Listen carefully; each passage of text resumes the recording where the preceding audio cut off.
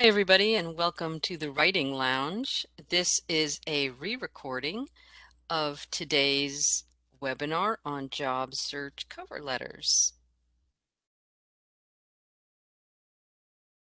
For those of you who are new to the Writing Lounge, our objective is always to tackle one aspect of writing or presenting, whether it's professional writing, whether it's academic writing, and whether it's presenting at your jobs, in classes, wherever your presentations take you, we focus on one aspect at a time. We try to figure out the ways in which we kind of run into trouble, and then I try to come up with 2 or 3 or 4 ways for you to push past those difficult moments and see where you can get in terms of all your communication projects. So anything you want to find, you can find at the Writing Lounge, which is at redlands.edu/writing lounge. And I am Allison Freyberg. I'm professor of Communication and Cultural Studies at the University of Redlands, and I teach courses in leadership communication. I teach our consultancy course and courses in critical thinking. I'm also the associate director of our international programs, and I take students on short-term 1 to 2 week study abroad courses, and we visit businesses all over the world. Again, there's my contact information. Find me on LinkedIn. You'll always find out when the next Writing Lounge webinar is, or you can always just go to redlands.edu Writing Lounge, and the past recordings are there, and also notifications of what's coming up. Okay, so let's dive in. Next time, for those of you who are interested, like tonight we're doing job search cover letters, and next time we'll do introductions, conclusions, and abstracts, always a difficult part of the writing process. At least it is for me, so we'll work on ways next time, and that's October 27th. All right, but today it's job search cover letters. And here are the 5 most common reasons I hear for people saying why they really just don't like writing them. Okay. Number 1, I don't know what to say and what not to say. Number 2, I hate writing about myself. Number 3, I'm worried I'm going to sound boring and formulaic. Number 4, nobody reads them, so why does it matter? And number 5, hey, it's all in my resume anyway. So these are the 5 things I tend to hear, and I'm going to try to work, sort of press back against these or get you past some of these, uh, our deeply held beliefs about cover letters, certainly in our present day. We're going to talk about why you need a cover letter. I'm going to introduce you to some essentials, what to include in the opening, what to put in the main body, and then how to close in a meaningful way. So, why do you need cover letters? Are they really necessary? Do they matter in 2021? Well, Resume Labs surveyed 200 recruiters and HR professionals. And what do you think the percentage is of HR professionals who say cover letters are important in their hiring decisions? 83%, which is a surprisingly, I think, large number considering what we tend to think of as cover letters as really throwaway items these days, and they're not, clearly. Some other fun facts. Recruiters who give preference to candidates who submit a cover letter when optional. When optional, 77%, more than 3/4 of recruiters are going to prefer candidates who submit a cover letter when the whole thing is optional. Hiring professionals who start the evaluation process with the cover letter. So what are you going to first? 38% look at the cover letter first. And that to me is a bit of a surprisingly high number as well, because most people you'd expect would go immediately to the resume, but almost 40% start with their cover letter because they want to know who you are. How about applicants who submit a cover letter when it is required? So let's say this cover letter is absolutely required in the job for the job application. Absolutely required. Do you know how many people submit? 36, just more than a third, almost 2/3 of applicants don't submit a cover letter when it's required. So these are the reasons I hope to convince you that cover letters really do matter in 2021. Here's a couple of testimony. Here's from Indeed.com, and I really like the way they frame this. In the world of automated applications, a well-written cover letter gives you the opportunity to show a personal side and demonstrate why hiring you is a smart move. It's a way to stand out. I think it's very important that term personal side. I'm going to talk about writing cover letters as really a way to connect, as a way to create a relationship with the organization, and a way to start building your bond. And here's Tarina Allen from Forbes.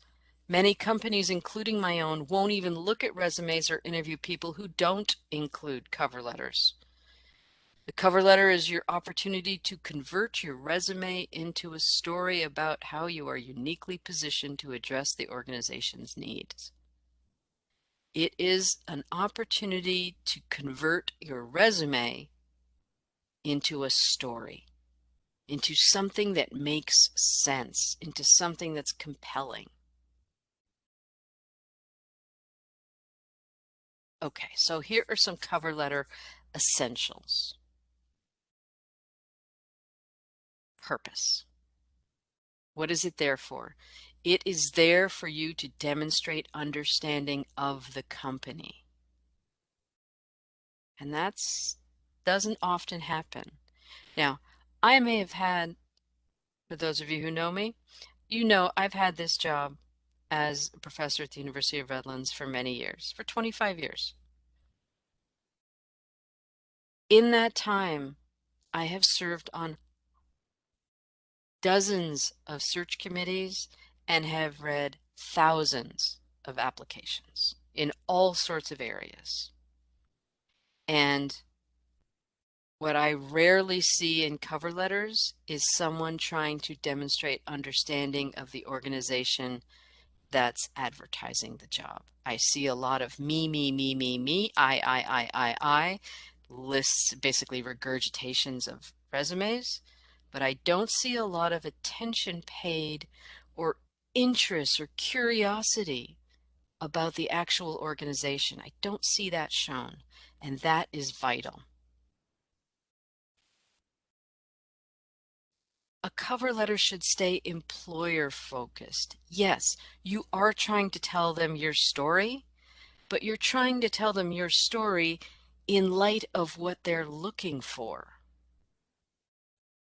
It needs to stay employer focused. You need to provide original content. Do not simply regurgitate the stuff that's in your resume. You need to create a vision or a story, an explanation, a relationship, a connection. You need to illuminate the skills and experience and achievements that are present in your resume, and you need to illuminate them in light of this particular position you're looking for.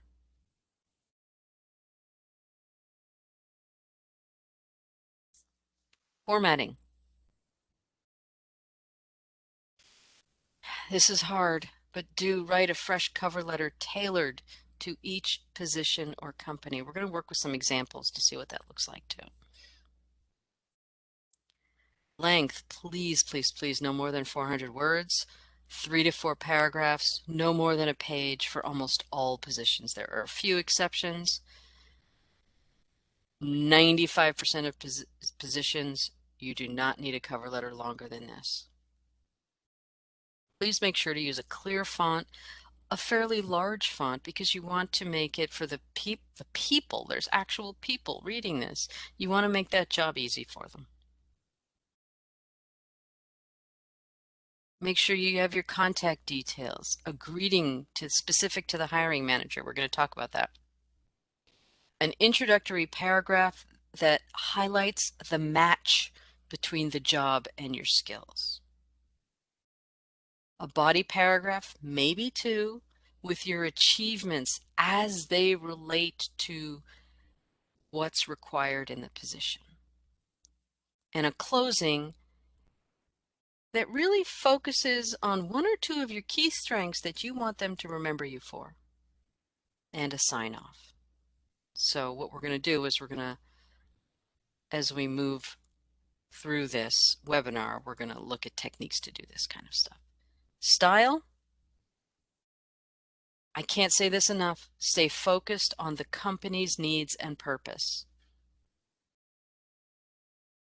Use the vocabulary of the position, okay? You want to use the voice and the tone of the company, active verbs, concrete nouns. By the way, for anyone who's interested, and all you have to do is email me. My information is all over this show here. Just email me and I will send you a PDF of these slides so you can have them as your reference, okay?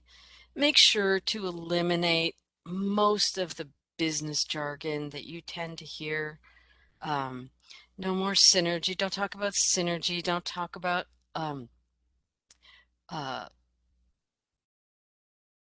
well, synergy is my favorite word. You know all the business speak terms, right? You want to stay away from them because they mean nothing to anybody. Okay, you want some authentic language that's yours, that matches the kind of tone and vocabulary of the position. One thing on tone, don't apologize for your lack of experience or skill. It's not necessary. It's only going to detract. And spend some time really looking over grammatical, spelling, or punctuation errors. You want to make sure this is clean and nobody has an excuse to dismiss you for anything. Okay, some quick don'ts for you. And we've mentioned a few of these. Don't apologize. Don't blather on about your duties. Specify your achievements. Okay, nobody really wants to know what you did. They want to know what results you obtained, how you obtained them, and why things were successful. Don't just say what's in your resume. Don't focus about what the company can do for you. Right? You need to keep that company front and center. Don't overuse I. Now, this is not a grammatical issue. This has nothing to do with style or grammar. If you, in a one-page cover letter or 250-word cover letter, are using I in every sentence, and you've got 40 I's in 300 words, you're not showing enough attention towards the organization, towards the company. It's me, me, me, me, me. I. And you're not creating a relationship. You're not connecting in any way. You're just ranting about yourself. You need to build the connection for the person reading that cover letter. Give them a chance to say yes to you. Do not talk negatively about a previous employer. And don't be vague. You want to be concise and precise and really illuminate, really show what you're seeing in your head and make other people see that too. Okay, so what to include in the opening? You do need some contact details. You don't need to use all this space. I just put it here. You know, if you do have that space, fine. If you don't have that space, you know, just make sure some essential contact information is available. Okay? Please use a professional sounding email address. You know, just some version of your name at Gmail is fine. Okay, you don't want any other, you know, any other sort of unprofessional sounding email information. Okay.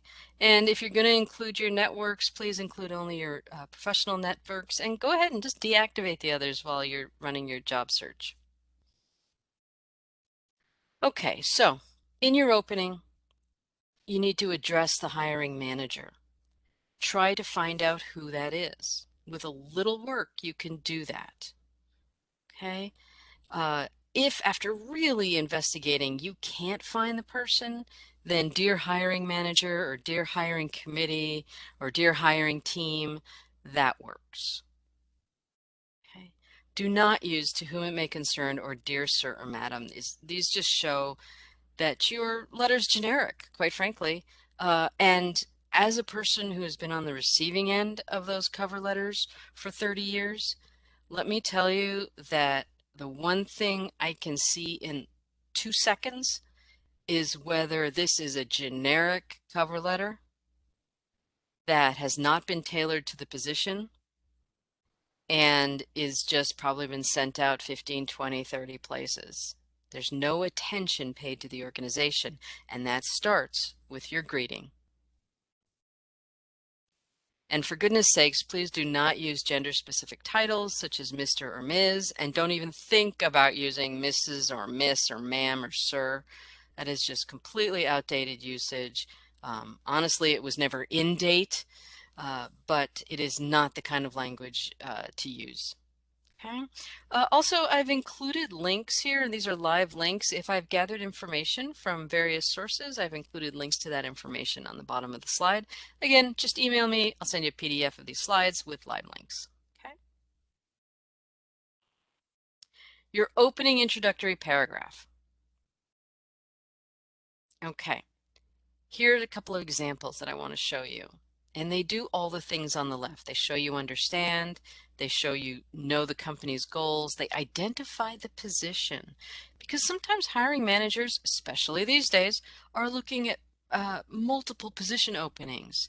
Help them out by saying, okay, I'm applying for this position. Now I know a lot of the automated services, this will funnel it into the right place. You're not going to go wrong if you just clarify quickly in that opening paragraph what the position is. Okay. And you want to show you're a good fit. So here's an example, and these are both from Indeed, and I'm going to read through them. I'm going to tell you what I like about them.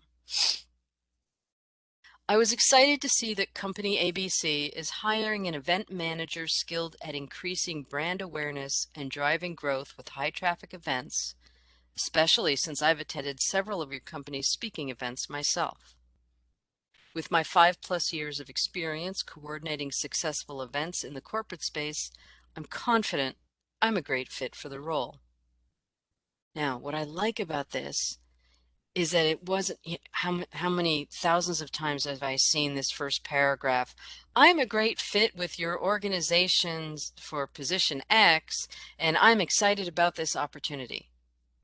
There's no specificity there. Those are all throwaway words. But in this case, the writer is excited, the candidate is excited to see the, what position's being hired and what skill is really necessary. Skill that increasing brand awareness, it's already showing you're synthesizing the job description and driving growth with high traffic events. You've shown you're aware, you're really aware, you've been paying attention to that description. And now here's a little bit of the candidate, especially since I've attended several of your company's speaking events myself. You've shown a real interest in that company. And if you did go to those events, you actually say that and you've shown you've already built a bit of a connection there. And then here's more specificity. With my 5 years of experience coordinating successful events in the corporate space, I've done this for 5 years. I've done this specific activity. That's why I'm a great fit. I like that. Here's another one, another opening. When I saw that company ABC was featured in Fortune magazine last month for its commitment to renewable energy and reducing waste in the workplace, I love that opening because it shows that you've read about the company and the candidate did not just say, when I read the article in Fortune magazine, I was attracted to your company, blah, blah, blah. No. What was the biggest takeaway from that Fortune magazine article? It was the company's commitment to renewable energy and reducing waste in the workplace. And I've identified that. I've shown that I've paid attention to the organization. I know what their goals are. I know what their strategy is. I know what their interest is, what their focus is. All while experiencing triple-digit revenue growth. Again, you're showing attention to how the company's doing. I was inspired. You notice the first I, well, I guess there's an I here when I saw that, but really the candidate only starts focusing on themselves after really showing that they're aware of the company's goals. Okay, so it's the company and then the candidate. With my track record of reducing costs by 30+% and promoting greener workplaces, I'm excited about the possibility of taking on the account executive role, identifying the position, to expand your company's growth and work towards a more sustainable future. That company's interested in sustainability. You get that in there. And here are some achievements from the candidate, very specific achievements related to the job itself. Really, really good openings, both of these. You can find more at the Muse right here on the link. All right, the main body. I think one of the problems in the main body is we start to just regurgitate our resume. So we're going to talk about ways not to do that. Style, tone, and format.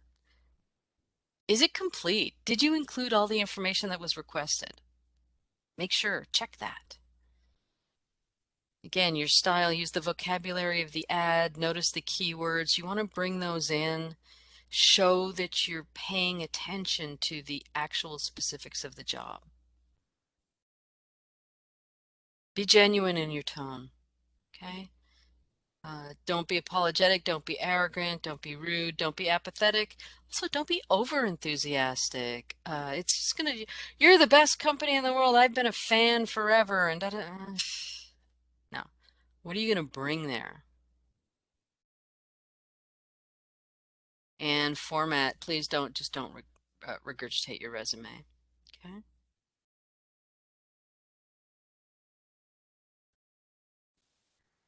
Stay employer focused. Okay, that means you have to keep building a relationship with them in this letter. You have to keep them front and center. I make silly analogies. I'm going to make one here.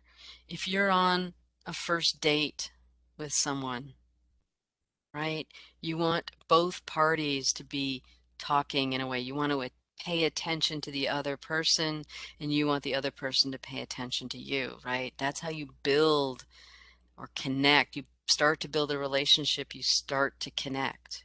It's the same thing in this cover letter. You're really trying to do that. And so the first thing you need to do is stay focused on them. Determine the benefit. Explain how you will benefit the company with your skills, experience, and accomplishments. Identify what's relevant. Don't throw everything in your cover letter. Focus on the things that are most relevant to that job. And that may sound obvious, but you would be surprised how many people just use their cover letter to toss in every accomplishment they've ever made. If I just look really good, they'll want me. No, they'll want you if you look like you've paid attention to them.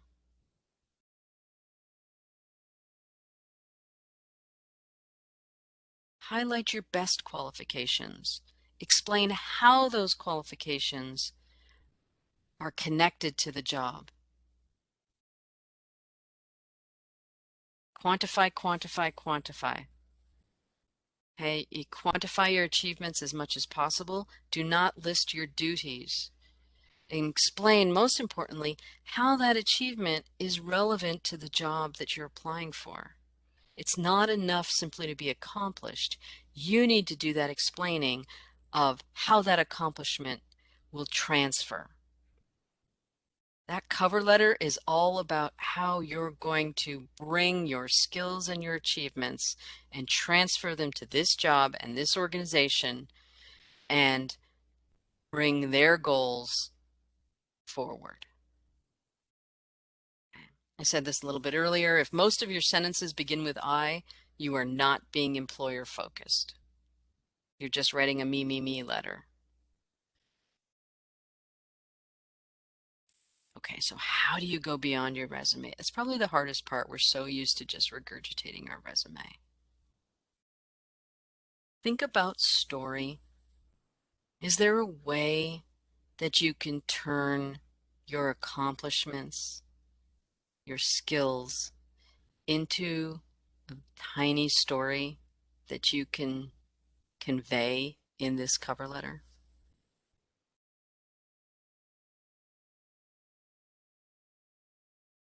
Can you make your cover letter visualize the relationship you're trying to build here? So maybe you do want to use some bullets or a box or a chart or an infographic. But if you're going to do that, it's not simply to list what you've done. It's to explain the connection, how what you've done connects to this job. And if your bullets and charts and graphics and tables aren't doing that, get rid of them. Okay? They're there to show a relationship. I'll say it again, quantify your achievements. We did it in that opening when the candidate wrote the 30% plus, right? They quantified that achievement. And synthesize, synthesize, synthesize. One of the best cover letters I have ever, in fact, the best cover letter I have ever read is one that took the job description, which had many, many bullet points in it. And what this candidate did was say, you know what? Like these 4 bullet points all seem to be related to X.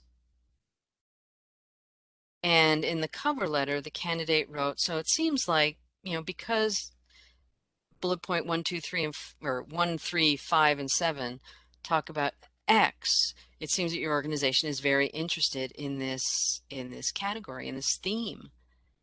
And then the candidate spoke to their skills and achievements with respect to that theme. So they didn't just sort of go, here's a bullet point, here's how I fit. Here's a bullet point, here's how I fit. They actually synthesized the job description into almost buckets. And it was so captivating. Here's a little bit more from Tarina Allen at Forbes. Tell the hiring manager about the value you can bring to alleviate the organization's pain points, advance its strategic priorities, increase performance outcomes, and support a high-performance culture.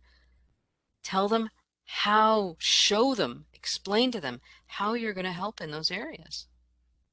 Don't make them do that work. Okay. A little more on how to go beyond your resume and how to quantify those accomplishments. And this is from Resume Genius. You need to describe your role in the achievement. Okay. What was the role you played in achieving company goals? So look at the analytics or reports, assess your contribution. What was the role you played in managing? Are these people you've managed, hired, trained, onboarded? What about other roles you've played in the organization's achievements? How many customers did you handle? What were the size of budgets, KPIs achieved? All that kind of stuff will all help you quantify your achievements. And this is going to be a little example for you of how they put that into play. So here's a bad example. Here's a line from a cover letter. As part of my duties, I handled clients' bids, filed their taxes, and found tenants for their properties. And I'm now asleep. Okay, this is not interesting at all. This person just listing what they did. Here, the candidate has revised it into explaining achievements. My clients appreciate my services. I've accomplished the following for them. analyzed bids from contractors, leading to a 2.1% yearly decrease in expenses. So what was the approach I took and what was the result? Here's the approach, here's the result. And that's why they love me. I filed taxes competently for a 45% lower incidence of tax-related penalties. Here's the approach I took. Here was the result, quantified. Converted approximately 65% of potential tenants into actual tenants. Here's my approach. Here's the quantifiable result. I'm interested in this person. I want to hear about this person, and I want to hear about how they can bring this to my organization. Okay. A little more on how to create a fuller picture of your accomplishments. So here's another before and after for you. I was in charge of identifying and re-engaging former clients. Again, I'm sleeping. Here are questions that will help you create a fuller picture. What approach did you take to tackling one of the responsibilities you've mentioned in your resume?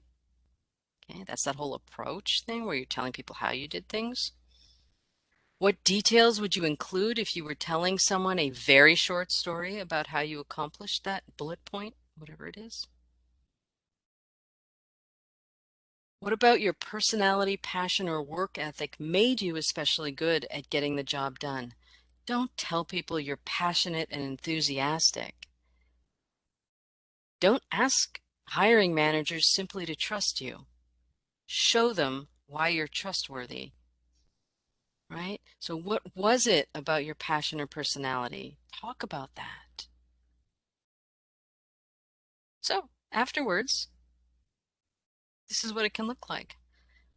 By analyzing past client surveys, NPS scores, and KPIs, as well as simply picking up the phone, I was able to bring both a data-driven approach and a human touch to the task of re-engaging former clients. So look at this. This is the approach. They analyze surveys, scores, and KPIs. Beautiful. They've analyzed data. They've analyzed dashboards, all that kind of stuff. And you know what? As well as simply picking up the phone, showing that they are able to, when need be, just talk to people. Maybe it's not always about KPIs. Maybe sometimes it's about just talking to people. And that's this candidate's approach. And that's how they pulled off bringing a data-driven approach with a human touch to engage former clients. I want to talk to this person. I don't want to talk to this person. All right, now to close. Okay, I have an example for you on the left. It's Martine Istria, and we're going to see what Martine did here. You want to end on a strength, so you want to bring explicitly into the closing one strength that you really want to be remembered for. Okay? Make sure it's in the closing.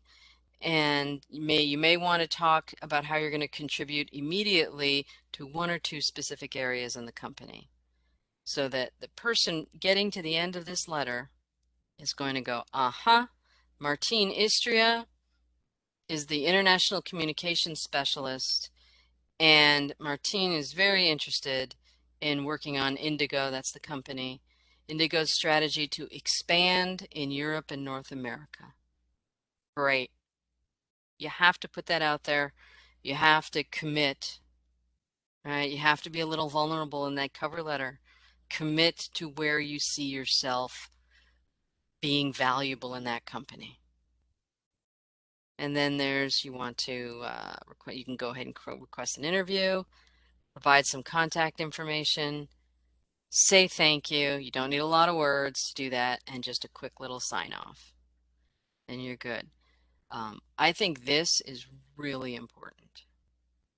Okay. Now, it might end up knocking you out of a couple of jobs. There's no doubt about that. Because someone could read that and go, that's not really what we need. But you know what? That's really not what they need. So they weren't going to hire you anyway. I believe it is much better to commit to how you see yourself transferring your skills and what's exciting you about that position. Okay, so here's a little recap. Oh, by the way, this is one of those study abroad trips. This is a picture. These are two of our MBA students, and we were in Budapest, and we were in at Prezi headquarters. Prezi, the presentation software, their headquarters is in Budapest, and we went there, and they showed us all around headquarters. It's great. Okay, so here's a little recap.